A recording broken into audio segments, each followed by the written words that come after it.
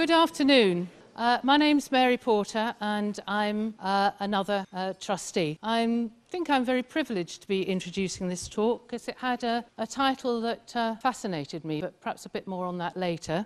First of all, I introduce what I know of Julian, and one thing I can say I do know of Julian is that he's obviously a very modest man, as he's already edited what I was going to say and taken out one book and one newspaper.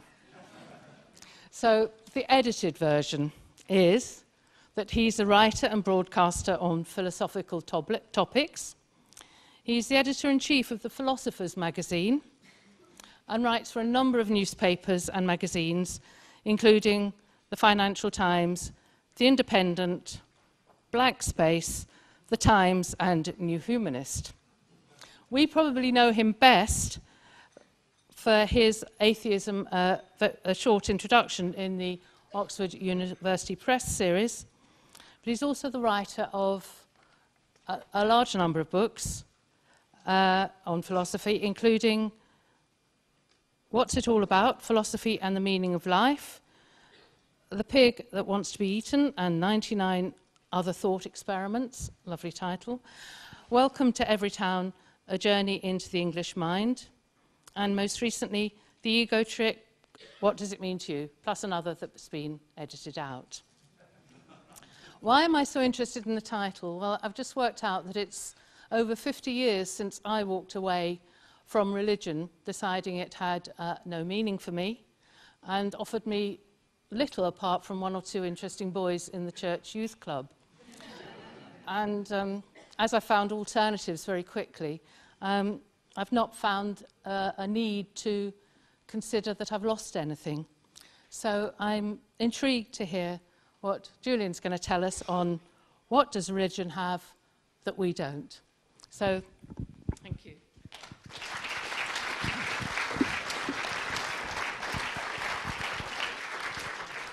Thank you, Mary. I do feel a bit like a stand-up comedian with a microphone here, which is unfortunate because, of course, we have Robin Ince and Natalie Haynes here, and they can show us how it's really done, so I look a bit silly from that point of view. The other thing is that, following on from the previous speaker, as a stand-up comedian, it's a bit like having Bernard Manning follow Alexei Sayle or something. You're having a philosopher after this scientist. So anyway, I shall try not to be too appalling. Now, a little bit of background to this talk. Humanism is in an interesting position, and a gathering of humanists or an organisation of humanists is in an interesting position compared to a lot of others. And actually, I think one which is comparable to a position that a gathering of philosophers or an institution of philosophers might be in. Now, I spent 13 years editing the Philosopher's magazine. Now, if you have virtually any special interest magazine, then its job is really partly cheerleading. It's to sort of say how great things are, how wonderful it is, and to sort of, talk up to the readership, singing to the choir.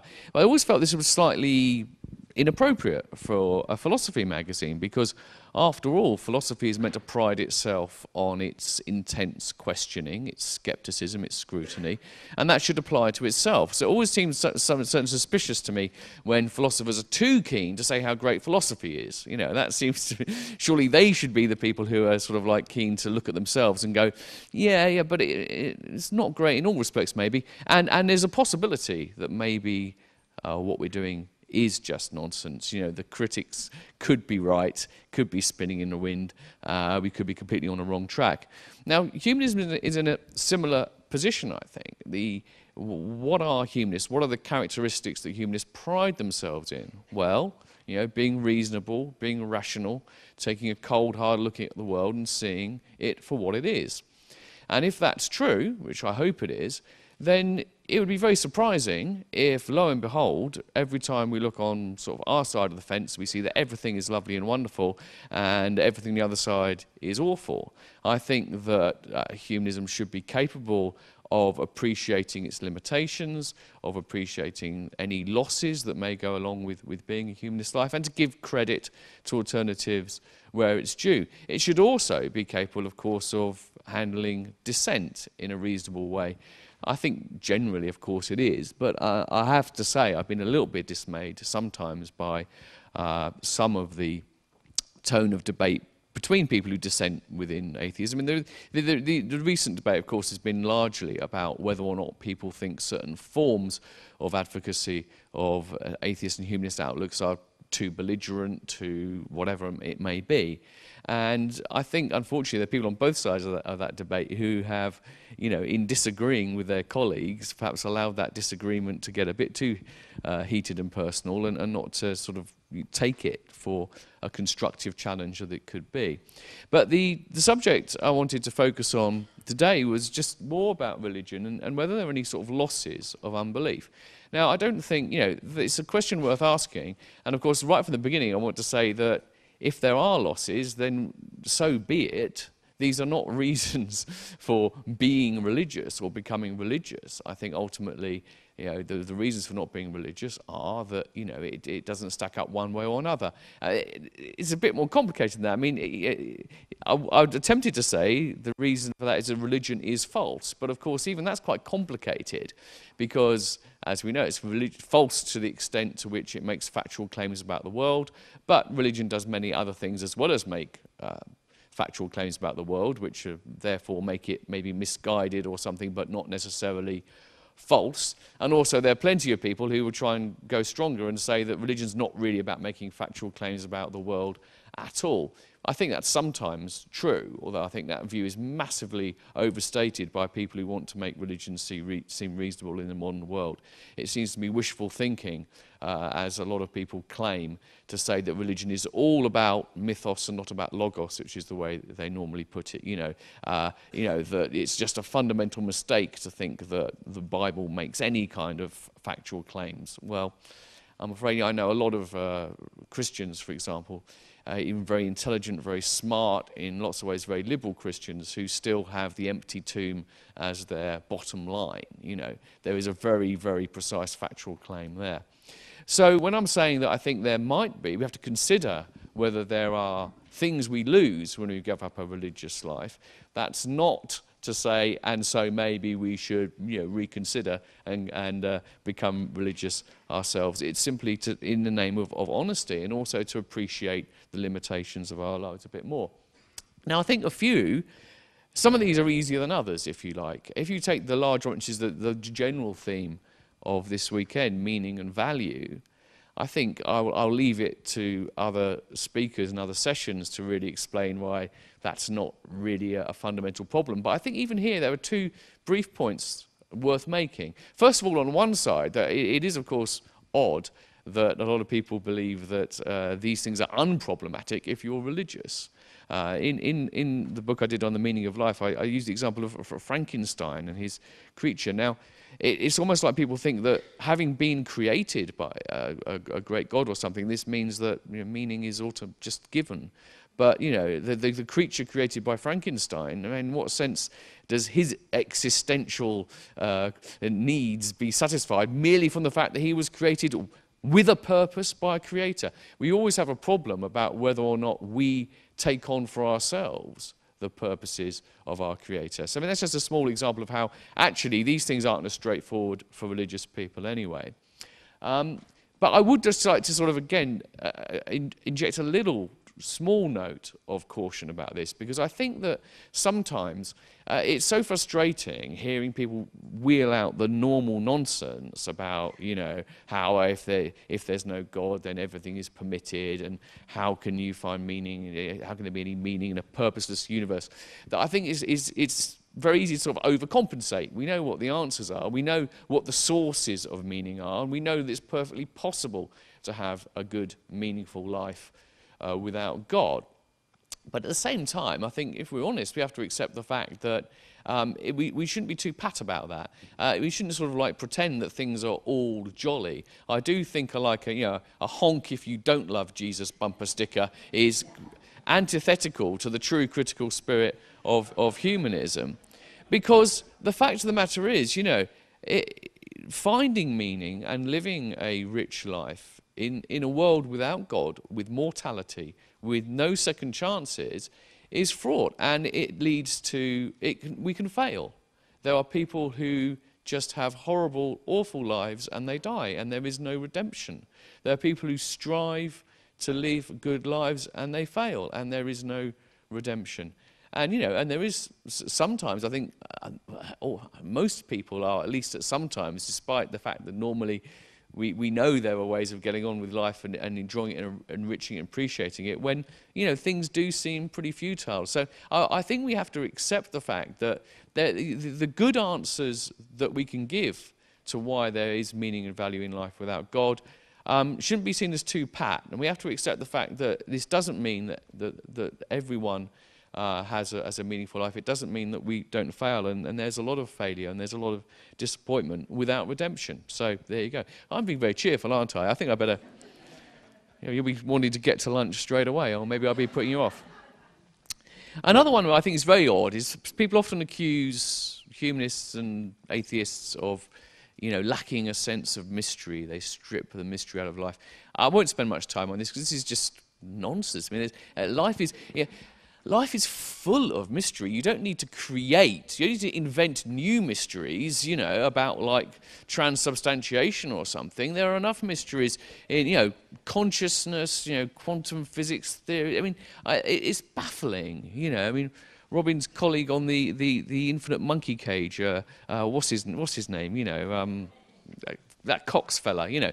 He did that series, you know, full of mystery, awe, wonder, and so forth. So I think this is just one we can dismiss quite easily. I think the problem here is that the interesting question, I guess, is why people think this is true. Why do people think this is true?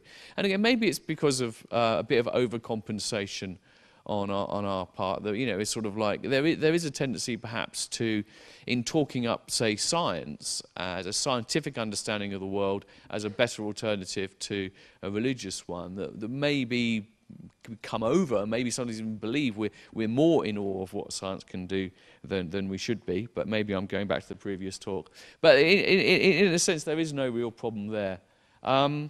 This one, though, is an interesting one as well.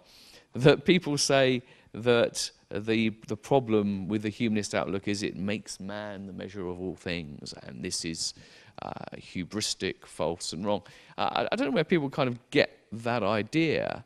Although sometimes I do actually, I say that, but I have seen people quote this approvingly from an atheist or humanist perspective. You've got to understand this very, very carefully, what it might mean to say man is the measure of all things. I'm using the traditional gendered version, I'm afraid, but, you know, one takes it to be, in this case, referring to ladies as well. There you go. I'm not sexist, I just look like it. Now, my picture is here of US Space and Rocket Center, because, of course, this is a very clear example of how no one thinks man is a measure of all things in important ways. In order to get a rocket to the moon, okay, you have to design the rocket in accordance with laws of nature which are entirely independent of human will and human understanding. Now, that is a very obvious fact, which I think can be obscured by all sorts of nonsense. I mean, for example, let's think about, you know, philosophy of science. Now, there are various ways of understanding science and saying, you know, science has to be seen as a human construction, right? It's something that doesn't exist objectively independently of human beings. It's a kind of a modeling we do of the world. Do not confuse science with an objective, impersonal understanding of the world. Well, I don't want to go into details of that. There are ways of understanding that which do make sense, okay? But you have to be very careful what you take from that. It doesn't, of course, follow, even if science is a human construction in a very, very important way, it doesn't mean that what it is constructing a model of is just, you know, is entirely dependent on us and has no independent reality. The scientific theories are only going to work if they manage to, in some ways, track a real world independent of us. Okay, and I think that's fairly straightforward. I'm making sort of big sweeping philosophical points here, but I think this is an obvious one we shouldn't miss. So, in general, you know, stripping God out of the equation and relying upon our own wits and intelligence to understand the universe does not mean we think in that ridiculous way that man is the measure of all things, that there is nothing we are answerable to in our knowledge other than our own wills and our own desires. Our understanding is answerable to the world in very, very concrete ways. And, you know, getting a rocket to the moon is one of the most obvious ways in which it's answerable to the world. But one could even argue that our values are answerable to the world in subtler ways. So these are a few things which I think are a bit more straightforward. There are caveats, there are provisos, etc., etc. But we can pretty much see that despite charges made, there's not really any serious issue of loss. On some other things, I think there are perhaps things we should take more take more seriously. This is something I think is interesting. Various people have taken independent interest in this and written about it in different perspectives. Things like senses of gratitude and humility. This is a Day of the Dead display in Mexico, by the way, in case you're wondering what that has to do with it. Now, the point about this is, of course, the Day of the Dead and such things are rituals which are rooted in, well, actually, Dead is very interesting because it's rooted in both sort of folk religion and the marriage between folk religion and Roman Catholicism, and also just folk practices, not necessarily religion as such. But there is that kind of rich set of traditions and rituals which a culture have developed in order to think about the dead. And it is really about celebrating life. The Day of the Dead is a very sort of joyous occasion. There's feasting, and people visit the graves of ancestors and give feasts there. But they basically have a big party together. It's a ritual, though. It's a ritual which comes out of a religious tradition, and it also does involve, or has involved historically at its roots, it has certain beliefs which, you know, don't really survive scrutiny in the 21st century about, you know, you are with your ancestors. Now, these things can change their meaning over time, of course. So a lot of people who participate in these ceremonies now may do so in an entirely secular way. But what's quite interesting about it is that we don't have many such things like that here, where we've managed to have these very strong things which are completely stripped of their religious meaning, and they still keep going. Now, in a roundabout way, what I'm trying to get at is that there are certain things around the ritualization, in particular, and which make certain things, I think, easier to be appreciated within a religious life. Now, take gratitude as an example. Gratitude is, I think, something that you can intellectually, I can give a very straightforward case as to why, you know, gratitude is an appropriate emotion to feel and why we should remind ourselves of it. We should be, you know, thankful that we're alive. We should be thankful for the good things in life, if indeed we have those things, of course. If we don't, then maybe not. If we're living absolutely miserable lives, perhaps we shouldn't feel gratitude. And I think it's a real problem, actually, that there isn't enough of that kind of thing. I am going to sound like a bit of an old fogey here, but I do think that it's really a problem for our culture that gratitude has been replaced more by feelings of entitlement. So, you know, now, rather than thinking, my word, I'm really lucky to have had these 2 weeks in Greece, people are thinking, I'm really unlucky because I haven't had 6 months traveling the world, you know, that kind of thing. I think this is a problem. So I think that an appropriate sense of gratitude is important. And one can give an entirely secularized case for why that is so. It goes back to its roots are in simply having a proper appreciation for what is good in life. I mean, this is a kind of root humanist thing. But nevertheless, why is it then that, if it is that straightforward, that perhaps sense of gratitude does seem to have been eroded? Well, I think this is partly because there are certain ways of maintaining that sense of gratitude which come much more naturally within a religious life. Partly it's because of ritualization, of course. That's perhaps the biggest thing. Saying grace before a meal is something in a way I really approve of. Of course, I don't approve of the wording. I don't think people are right to think they should be thanking some supernatural being. But a ritual of reminding yourself on a daily basis that you are fortunate to have the things in front of you is tremendously helpful. Now, the thing is, you could do that in a secular way. I think it would feel a bit kind of fake, a bit kind of, wouldn't I? I kind of do it internally. I try and do these kind of things internally, remind myself of things. But, if you was to sort of like, I don't know if anyone does it. It'd be interesting to hear if anyone does. Before having a meal, say, before we eat, let's just remind ourselves how thankful we are. I mean, it doesn't have the, I mean, you can see what it's like for these people who sort of defend the beauty and the majesty of religious ritual. They have a point, don't they? It just doesn't sound the same. It doesn't have the same weight as, thank thee, O Lord, for these thy blessed gifts or something. And of course, in going to church and giving thanks in prayer. So I think the way in which gratitude is ritualized and becomes a very natural part of life means that it's something that it's easier to keep in mind if you have a religious life than a non-religious one, I think. Also, of course, it helps that you have something to direct that gratitude towards, because there is a problem when you say gratitude. Well, thankful to who? To what? Now, I don't think that's necessary. I think one can feel thankful and grateful without needing to feel thankful or grateful towards something. But the very fact that the grammar of those phrases, the semantics of those phrases suggests something to be grateful towards, again, it shows why perhaps it doesn't come quite so naturally to people who don't have a God to say, cheers, mate, to others who are just having a generalized sense of good fortune, if you like. So with those two things, someone to direct your gratitude towards and rituals of gratitude means that these things come more naturally. And I think so other perhaps virtues which are like that too. Humility might be one. Now again, I don't think humility is to say religions don't have a monopoly on humilities is understate it, because there are of course huge risks. It's always the atheists and humanists who are accused of hubris, and yet we're not the ones claiming to know the mind of God, for goodness sake, or or whatever it might be. But nevertheless, there are certain aspects of humility, again, because you have someone to feel humble in comparison with.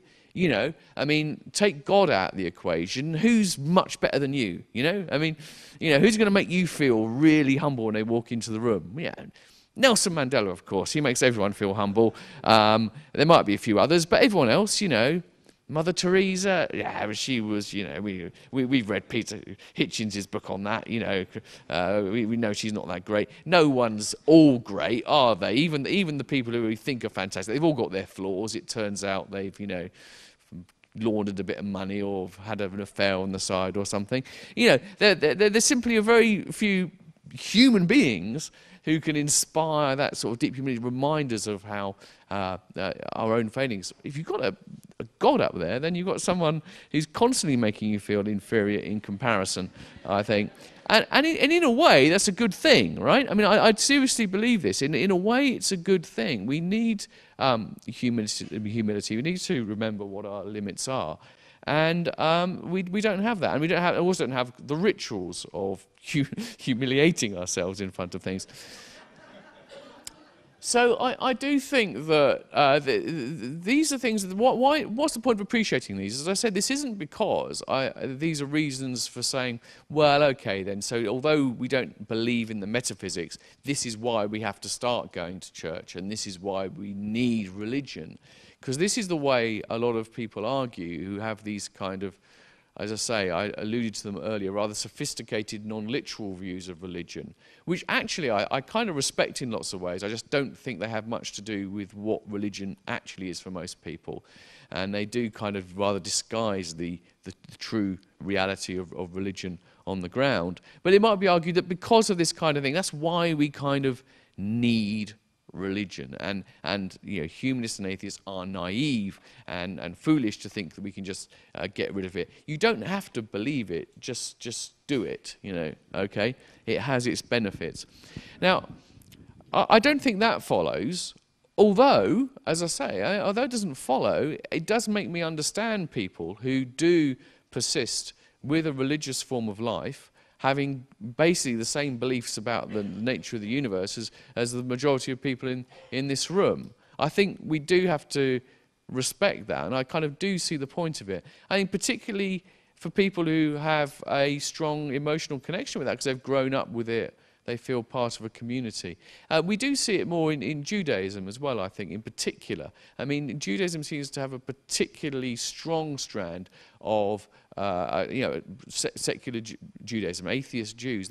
And it seems to be easier for various reasons, actually, to reconcile having no metaphysical beliefs, essentially, in God whatsoever, and yet still practicing something of what is seen as the Jewish faith.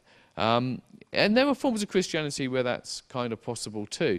So that's kind of okay, right? So that's a way to understand that, and that's fine. But it's not something to advocate necessarily, but I do think it's useful and perhaps important to recognize this is something we might have an issue with, because if these things are important, if sense of humility and gratitude are important, and it is genuinely the case that it doesn't perhaps come so naturally, well, then we have to sort of try and do our best to do other things, to keep these things to the fore, to promote these virtues in ourselves. We have to make perhaps more of an effort than we would have to make. So there's a kind of a compensation that has to be done.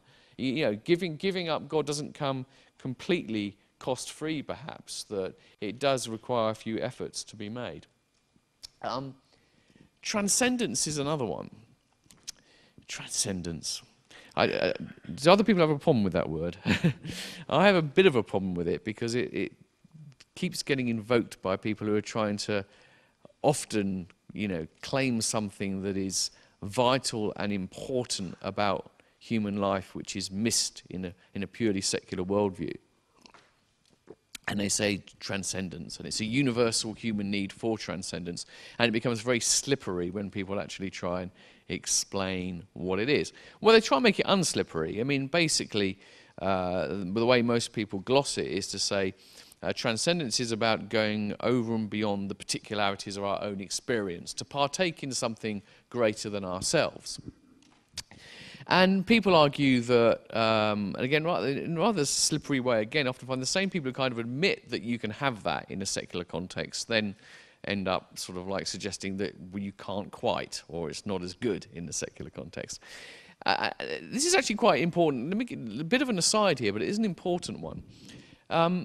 This has come up in the controversy over the comprehensive soldier fitness program in the US Army. I don't know if people are following this, because it's actually been quite a big issue amongst the American atheists and humanists, because basically inspired by and actually directed a lot by the work of Martin Seligman, the positive psychologist, the US Army have tried to introduce this program which they call comprehensive soldier fitness, in which they're trying to basically look at the emotional resilience and strengths of their soldiers as well as their physical fitness, because they believe that it basically makes for a more effective fighting force, and B, reduces problems like post-traumatic stress or something if they can make sure that their soldiers have these good emotional skills as well as the physical strength and skills.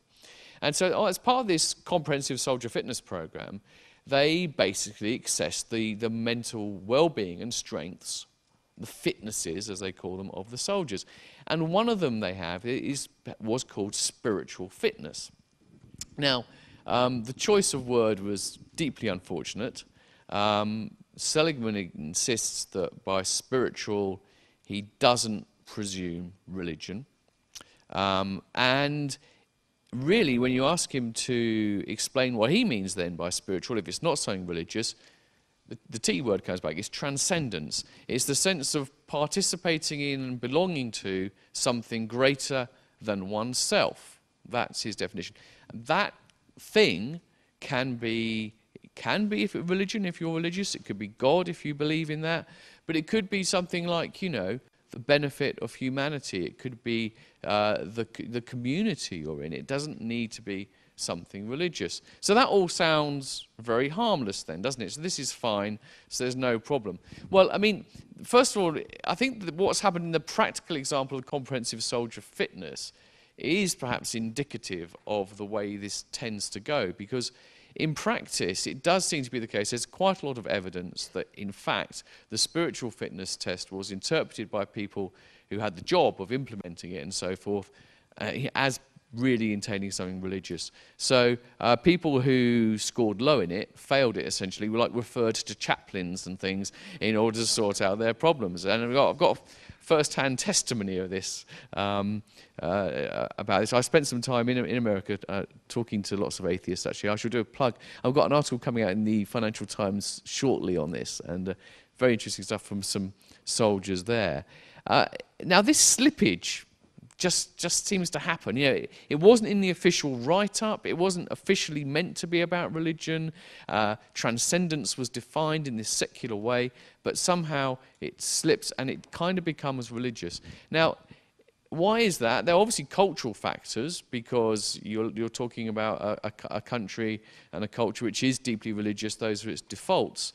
But I think it's also because perhaps, and this is perhaps the deeper point, that actually, you know, the secularized versions of transcendence are kind of weaker and thinner than the religious ones. They're kind of not, to say they're not really transcendence is perhaps going too far, but they're just not as strong. You do not achieve transcendence in the secular ways in the same real, you know, perhaps more stronger way that you do with religion, because in religion you have a genuine and abiding sense of participating in something which is objectively greater than us. Objectively, it's, you know, it's as great as it could be. It's the immortal, the eternal, the all-loving, the all-knowing, whatever it might be. You don't get much more transcendent than that. And it is something which is not just a feeling of transcendence, therefore. If you are able to connect with that, if you believe you have a relationship with that and you believe it's real, you believe you're not just having an experience of transcendence, you're actually genuinely participating in a transcendent realm. That's really strong. Now, if you look at the secular forms of transcendence, they don't really stack up in the same way. You get those kind of momentary feelings of transcendence. So people talk about certain feelings you can get through aesthetic experience. There are times where you're listening to a particular piece of music, for example, and you are transported. You have this sense of connecting with something which is, you know, above the here and now, something sublime, something beyond you. But this is fleeting. And we also appreciate that this is a feeling. You know, we don't conclude from this that there is some Platonic form of whatever, Beethoven's Ninth Symphony, which is really eternal and we are genuinely partaking of it. We accept it's a feeling. The other things which are greater than ourselves are, again, you know, if we look at them, they don't have the same, whatever, humanity, for example. I mean, some people would say they achieve their transcendence through a commitment to humanity. But this is a problem. Humanity is an abstract concept. I really have troubles with that. I can't really feel that I have a connection with humanity. There are only, I don't understand so much Margaret Thatcher here, but there's no such thing as humanity. There are only a load of humans. I think that's kind of true. I think it's a mistake to think of humanity as some kind of abstraction, and we're not eternal, we're not infinite. Again, I refer to Brian Cox again, as he told us also eloquently, we're not going to be around forever. So all these things which are greater than ourselves, which we can partake in and participate in, which can apparently give us a sense of transcendence, they don't really match up to the religious sense of transcendence. So from that point of view, and here's the if indeed a sense of transcendence is a valuable and rich and, you know, powerful experience, I think that most people find that you can't get that same thing from with a secular outlook and a secular worldview. Now, again, the answer to that, what follows from that is, well, tough, right? You know, because I think that if that's true, then either, and it's also true that, you know, unfortunately this transcendent dimension doesn't exist, there's no God, etc. That's just not available to us. I think that's fine, but one should accept it. and one needs to sort of counter not counter the accusation, but say, oh no, we have our transcendence, we have our music, we have our art, we have our, reading book group on Thursday. That's greater than myself. We have to accept the fact that no, we don't. We do lose that, but that's the price you pay for taking a cold hard look at the world and seeing it for what it is, in the same way that you lose other comforts. So I think that's an important one. I will just do a few more. A higher aspiration is something perhaps I'll cover quite briefly. Again, I think that when it comes to sort of ethics, I think I'm always very wary to give anything away to the other team. And I don't think this does give anything away to the other team.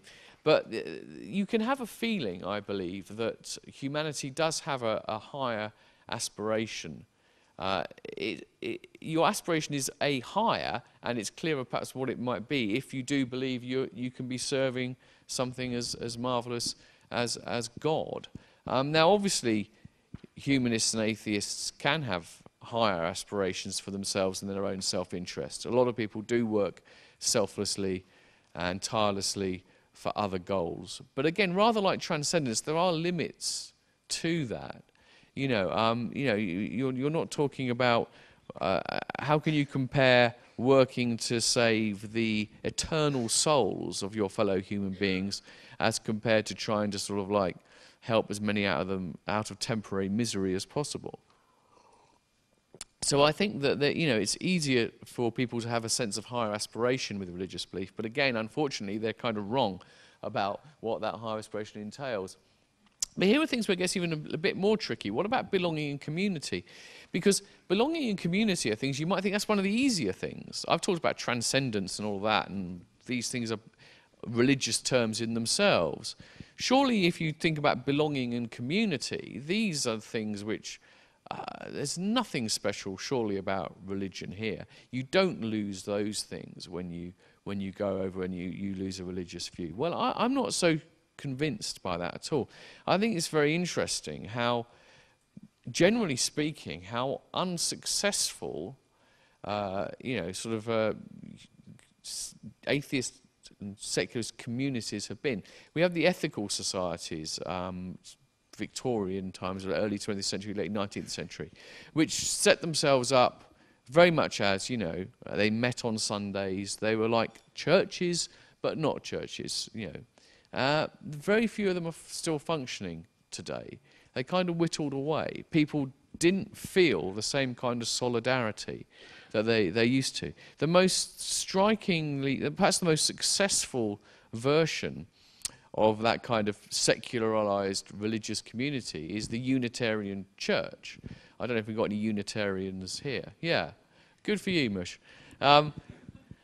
Quite popular. I think it seems to be more popular in America still. I actually went to a Unitarian service when I was in America, and it was very interesting. But and you can see how it's an attempt to kind of maintain that sense of the community that a church has in a secular setting, and for a number of people it really does work. But again, it's interesting that it seems to be the exception rather than the rule. Most people who give up belief in God, like me, I could see why people went to this Unitarian church, but for me it didn't work. It seemed like there wasn't a good enough reason basically for it. There wasn't a good enough reason to be there and to chant these things. When you're going there, I guess for the purpose of community, of creating community, and for the purpose of trying to achieve some social goal, it starts to feel perhaps a bit instrumental. Now, of course, the thing about the religions is that people do get a tremendous sense of belonging and community from their churches, but what's binding them is something which, has an objective reality. It's not just an excuse, right? It's not just we're deciding to come together for common interest. What people feel that the fundamental reason for going is in existence of some religious dimension, some God or something, which in some way creates a very clear rationale. They come together to serve, to pray, whatever it might be. And I think that therefore it's not surprising that religious groups are much more enduring than secular ones. They have an external reason to bond them. And the belonging community they get is tremendously worthwhile. I think this should never be underestimated. And again, I don't know how many people here were previously churchgoers at any times in their lives. I went to church in my teens. I went to a Methodist church in Folkestone. And it was, I would still say now, a wonderful community. I would say the community aspect was much more important than the religious one. If you looked at the people in the church, it was quite clear there's a very wide spectrum of seriousness about religious belief. I think it would be unfair. I'm not saying, I think the majority did have a religious belief for sure. But I'm sure there were some who didn't really at all. And I think there are others for whom, well, they probably did, but that really wasn't fundamentally the reason they were there, if you like. But nevertheless, there were enough of them. You needed enough of them. If everyone had been there just for the community, I don't think it would have bonded. You needed enough people who had some conviction in the core message in order to give it a unity, in particular the minister. You know, if the minister didn't sort of like believe any of this stuff, I'm not sure. Although there's a lay ministry in Methodism, so you get a bit more complicated there. And you know, it was a great community, and it came as a bit of a sadness to myself as I was losing my religious belief. I kind of did have this question: did I want to not go to this church anymore because it had become a source of community to me? I was going away to university, so I had a natural break. You know, I kind of continued going, even though I no longer believe. No, I went to university and I didn't really come back. But I do think this is something that we really do have to accept is perhaps the biggest loss, perhaps, of giving up religion is you don't get access to that same thing. Not inevitably. I know people will have counterexamples to that. And I'm sure there are some people in this room who could point to particular communities that they belong to, maybe a Unitarian church, maybe a completely non-religious one, in which they have all the community benefits that people get from church. But I just think, on average, typically, that's harder to come by and less common, and it's something that's cut off from. Now, again, there's nothing that follows from this in terms of what we can do about it, other than to honestly acknowledge the loss. And I think it is also an important thing, though, about understanding why people persist with religion, even if they have doubts about it. And even if they actually have given it up. Also, by the way, it's also, I suspect, it's the reason why a lot of people really persist with religion, even though they also sincerely believe the doctrine. Let me just explain what I mean. A little analogy for you. Let's say you know someone who's an organic gardener, right? They do their garden in an organic way, okay? And you say to them, why is it then, why are you organic? And they'll explain to you, they genuinely believe that organic is healthier, safer, better for the planet, etc., etc. So they have their practice, which is their organic gardening, and they have their belief system, which is that organics is the best. Now, I can imagine a situation in which such a person could be convinced that they're actually mistaken about the benefits of organics. And that actually, from a health, environmental, and other point of view, that it's no better at all, okay? I'm saying I can imagine. I'm not saying that's true. I can imagine that being true and someone being convinced. And them turning around and saying, do you know what? I'm going to carry on doing it anyway. Because it turns out they thought their beliefs were much more important than they were. It turns out that they genuinely thought their beliefs in the benefits of organics were behind this. But it actually turns out there's something more intrinsically satisfying to them about trying to manage this garden without the use of chemicals and all that kind of stuff than it is to sort of like throw stuff on it, right?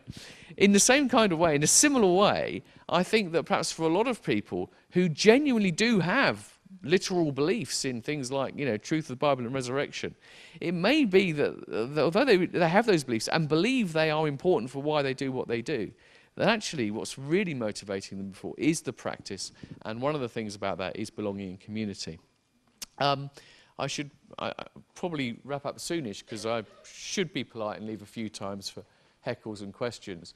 I think this is the last thing I want to talk about, which might seem odd, salvation from science. Here we have one of our relations, which is a very cute thing. What do I mean by salvation from science?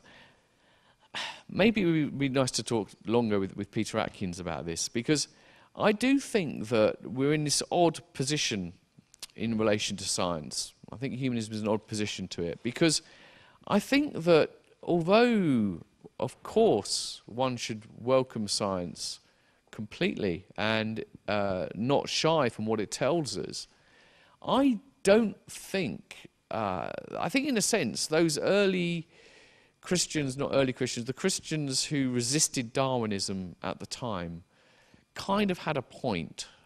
I want to explain the cause because not all of them resisted it. When I say they kind of had a point, it was this, is that they saw in the theory of evolution a threat to, you know, the inherent dignity and worth of humanity. They saw that this would undermine cherished beliefs we have about ourselves. And in a way, I think they could be right. Not that we're descended from the apes per se, that's not such a big deal. But there are lots of reasons to think that science does, I think, challenge certain views about humanity. I mean, think about how, you know, we have an idea of us being rational, self-controlling, conscious beings endowed with free will, able to choose our own destinies. I mean, these are just standard things people say about, you know, what do humanists believe, you know, that we can make these choices for ourselves and that we can do it through reason and so forth.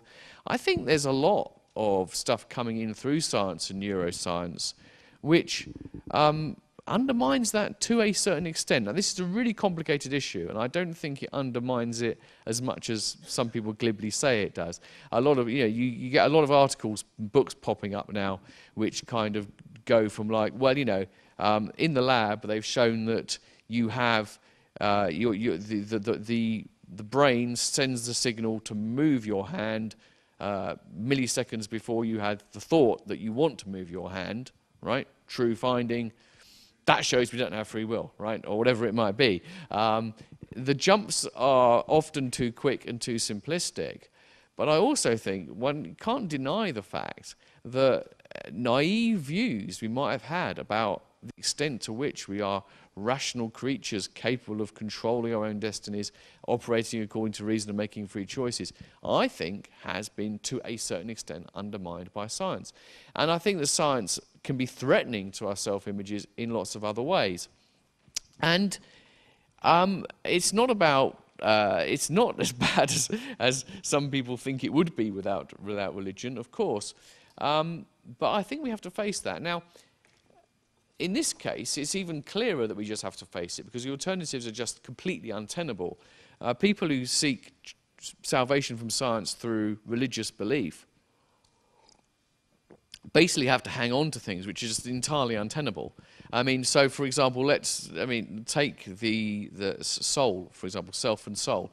You know, I'll plug my latest book. I talk about this, you know, how the self, there is no abiding permanent core of self. The self is something which emerges from a complex interactions of thoughts, feelings, processes and body and so forth. And given that we are biologically rooted, that seems to knock immortality on the head, and life after death is ruled out of the question. That's a bit of a challenge, right? This is really ultimately science telling us this. I think philosophy tells us a lot about how to understand it properly, actually, and a lot of philosophies got there first before science came along and confirmed it. But, you know, science is telling us these things about ourselves. That is sobering. Religion offers the promise of a salvation from that, offers the promise that despite what science is telling us, it's not true that we don't have free will. It's not true that there's no life after death because X, Y, Z. Unfortunately, I haven't got time to go into them. The contortions you have to go into in order to argue that are completely untenable. So in this, as in other things, I think, as everything else I've said, it's a question of acceptance. But, and I think this is a point I want to stress, I think it's an important thing to be open about. I think that there is a tendency, perhaps, to be too optimistic about what science says, to present the growth of scientific knowledge as something which is all good and doesn't tell us anything uncomfortable about ourselves. And I think we do science a bit of a disservice. And I think we sort of do, going back to how I opened up really, I think we kind of do humanism a disservice if we gloss over those things. What did I say at the beginning? What I said at the beginning was that we have to accept the fact that our whole self-image is based around being critical, scrutinizing, open, honest and rational.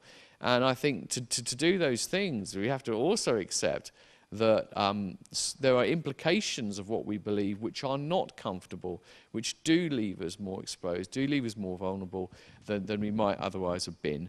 That's the price we pay for actually following the truth where it leads, rather than going with other things. So I just finished with this. I don't know why, because I wanted a picture at the end.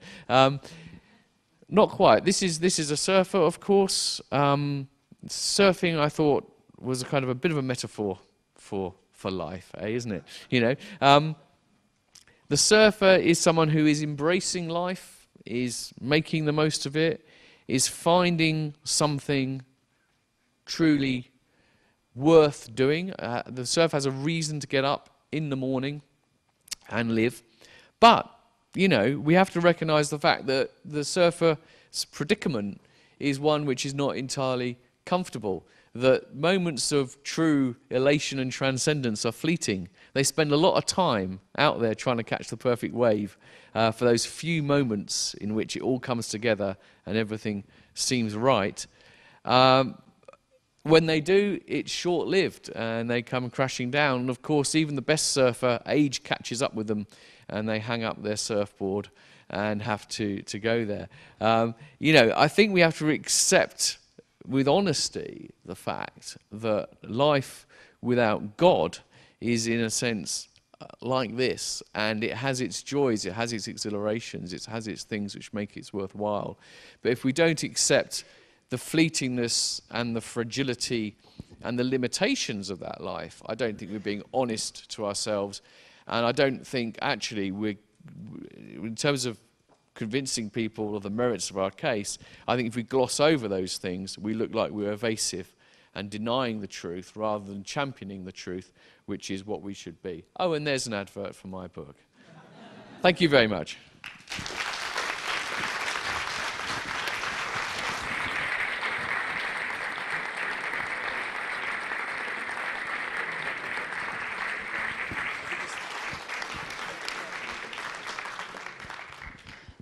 Well, I thought that was wonderful. It's helped me make sense a little bit of the journey I've been through since I left religion.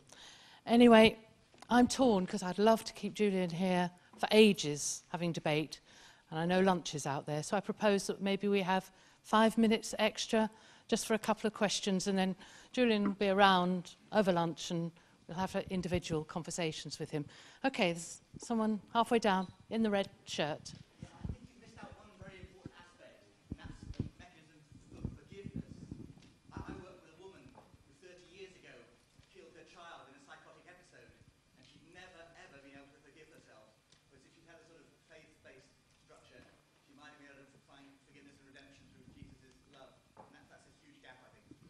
Yeah, forgiveness isn't again, it's one of those ones that I think with lots of these things, we can come back and say, well, no, there are routes to forgiveness. It's not something they have a monopoly on, but again, it makes it perhaps easier. But again, no, I think what's interesting, there's a very interesting radio program made recently by a woman. You would have heard about the woman who left the clergy of the Church of England because her daughter was killed in the London bombings. And she just found that in that situation she was unable to forgive. She was unable to what she was supposed to do. So there are always prices on the other side. I haven't focused on the prices on the other side. Okay, and there are. I think the commitment to forgiveness can lead people to sort of feel an inappropriate obligation to forgive, where perhaps it's inappropriate to do so and unrealistic to do so. But yeah, in general, I think the capacity to forgive is one of the original, one of the great. I think when people say Jesus wasn't the Son of God, but he was a great moral teacher, I think they overstate that. Actually, I'm not sure he was a great moral teacher. A lot of his stuff was not particularly, but I think the forgiveness The forgiveness thing was an important innovation of Christian morality, which I think that we could take up on. Yeah. Yes, you point, because I can't see through the Okay. light. I don't know who was. Do you know who was first? We got three there. I'll tell you what. Why don't we get these three people each to make their comment, and we'll see if there's time. So these three hands and the two people behind you. I just want to completely disagree with you about the belonging and community being the preserve of the religious world. Not the preserve. And also the transcendence thing. I'm a breast cancer patient, and I'm involved with a number of breast cancer charities. And the, you've got the moonwalk, and you've got, the level of involvement and community that you get, and it's nothing whatsoever to do with religion, and it's all to do with doing something that is greater than ourselves. And I really, really think that you do the non-religious community a terrible disservice by what you said. I think it's a natural human desire to do something greater than ourselves. Okay, do you want to pass to the back? And I think you get transcendence for doing it. Yeah, could you give the mic to the two people behind? We'll take the three comments together. Hi, Julian. I just wanted to ask you quickly, do you agree with Sam Harris that science can determine human moral values? Thank you. And the guy next to you? I just wanted to ask you about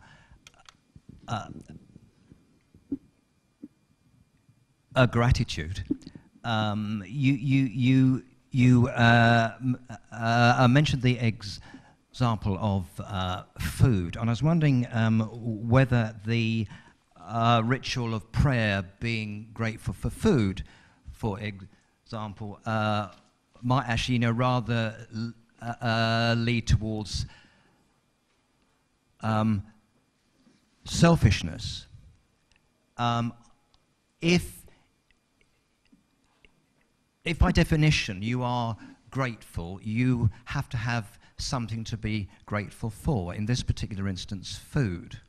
If you live in a country where you have no access to food, it might lead to a thinking process of, well, thank God I have food here, but I won't go there to live. If, on the other hand, you have an expectation of food every day, as I do, then I can extrapolate that expectation to the countries who don't have the food available and demand on their behalf that there ought to be food available to them. Okay, thanks for those. I'll try and deal with all three briefly because I think you're going to be grateful for lunch when it comes. The first one, community. I must say, I think you just got me wrong. I didn't say that community was the preserver of religion. I explicitly did not say that.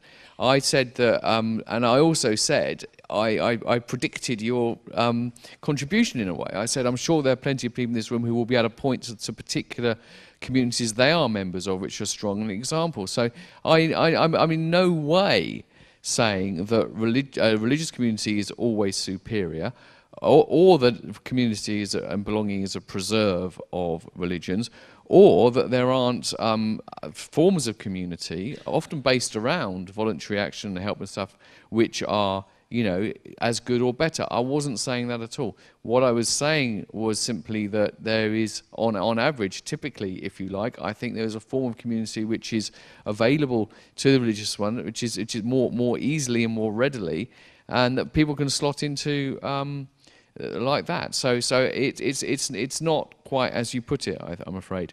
On Sam Harris and whether science can determine human values, the short answer is no, I don't think science can determine human values. There are cameras here, so I won't be too... Can I refer you to... I wrote something on the... I did an interview with Sam Harris for The Independent, which you can read online, and it's mildly critical, but I think if you read that, you'll see what my own concerns about Sam Harris's position are. They fairly clearly do come out, although I'm not really expressing my view very strongly. The point that the truth of the core Sam Harris's thing, out of which I think other things are hung which don't get sustained, is that if indeed it is true that people think that we learn nothing about values by understanding facts about the world, they are mistaken.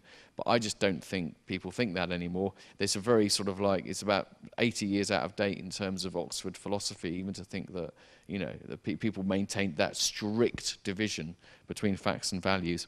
And the gratitude example there, well, yeah, I mean, the thing is, there's always more than one way people can go with these things. It's like the forgiveness example, you know.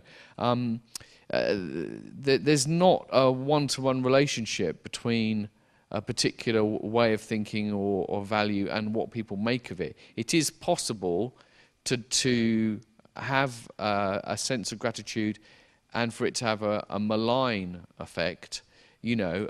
So, for example, you know, I'm thankful about this, you know, we should all be thankful. And why are we thankful? Because it's the will of God, and therefore we don't have to worry about what other people have or not. We're thankful. If they don't have it, that's for them to argue with their God with. But I think in general, I think if you, on the whole, and in general, feelings of gratitude are more, what's the word, benevolent forces than malevolent forces in the world. But of course it's possible that in a particular case they wouldn't be. All right? Can I just say thank you very much. I'm not apologetic for taking 10 minutes out of your lunch break to enable us to have 10 minutes more of your thoughts. I appreciate it very much. So, thank you.